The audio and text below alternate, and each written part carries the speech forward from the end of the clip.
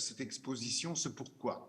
C'est parce que, si vous voulez, ce film qui s'appelle Falbala a été pour moi le début de ma carrière. C'est-à-dire, c'est ça qui m'a donné ma motivation, c'est ça qui m'a donné envie de faire ce métier. C'est-à-dire que c'est un film donc, qui montre l'histoire d'un couturier, une histoire d'amour tragique d'ailleurs, qui se termine assez mal, qui commence mal et se termine mal, mais tout est merveilleux et m'a fait rêver, tout le reste du film m'a fait rêver et m'a fait dire je veux faire ce métier-là en voyant justement ce récit de la vie de cet homme et de cette tragédie. Mais par contre, on voyait dedans, c'était une peinture extraordinaire, extraordinaire de le monde de la couture.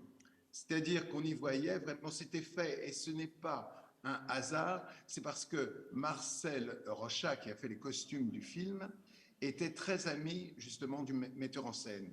Et donc, mais encore, même si on est amis, on peut très bien maltraiter, mais là pas du tout, c'est très bien traité. Je sais que quand, après donc avoir vu ce film et voulu faire ce métier, des années après j'ai commencé à faire ce métier, j'ai travaillé chez Cardin et après chez Jean Patou. Et quand je suis rentré dans la maison Jean Patou, j'ai dit ah mais c'est exactement comme Falbala. Les ateliers c'était comme Falbala. Le monde qui était montré des ateliers, la directrice de la maison de couture, tout le monde était exactement comme dans le film. Donc c'était une peinture, j'avais l'impression de revivre le film quoi en quelque sorte. Donc c'est ça qui a été mon moteur.